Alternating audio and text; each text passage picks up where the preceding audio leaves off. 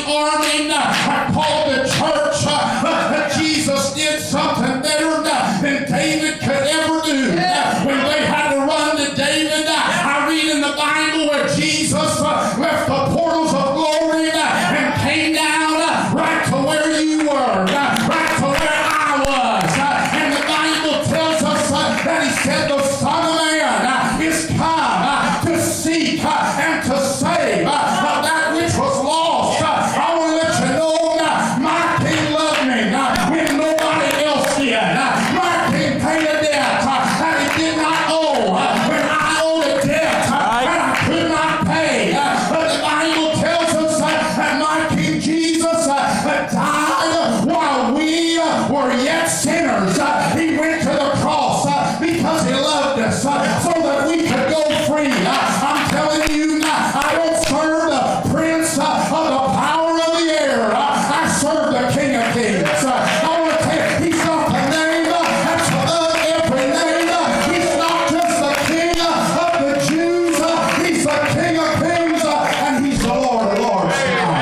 They just say amen. Amen. They tell me that in the year 1556, there was a Spanish army that gathered around a small town in St. Quentin, France. They said that army gathered, they got all in order. They had their troops set up, military ready, but there was something that they saw that was a problem. That town in St. Quentin had giant walls set up so they could not get in. They began to try, but they could not infiltrate those great walls. So they decided, if we can't get in, we're going to starve them out. And so they stood there, set guards up at the gate, and they would not let supplies, food or water, go in to the city there. They said that they waited for days and still nobody came from out the doors. And so finally they fashioned a letter to an arrow and they shot it over the walls, and those villagers, they found that letter, and that letter said, if you will just surrender, our king, Philip II, will take care of you. Our king will give you food to eat. He'll give you water to drink.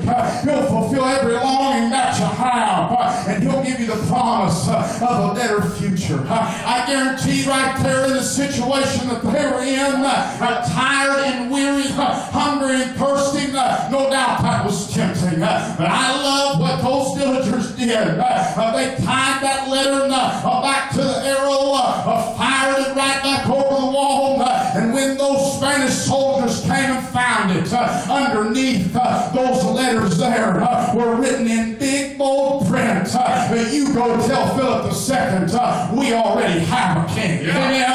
And the story says there that they stayed true at the battle in St. Quentin, and they fought and they won the war. I want to tell you tonight, it doesn't matter what the enemy gives.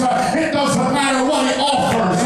All the sin, all the pleasures, and all the treasures. I feel like telling the devil, I already have a king. I already have a king. He's a king that left heaven, came down where I was.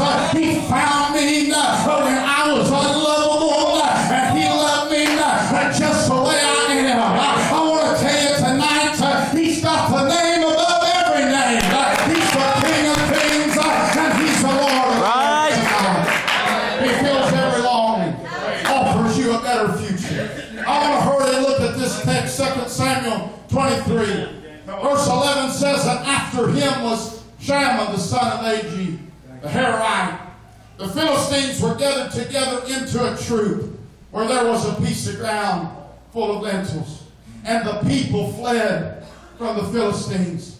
Notice with me first the confrontation that Shammah faced. I don't know if you've ever thought about this, but maybe you're like me and you've read this text and you imagine Shammah as he's walking through the field there. Maybe you've imagined him as he's surveying the land, just checking things out, making sure everything's okay. And then all of a sudden, out of nowhere, here comes the army and the whole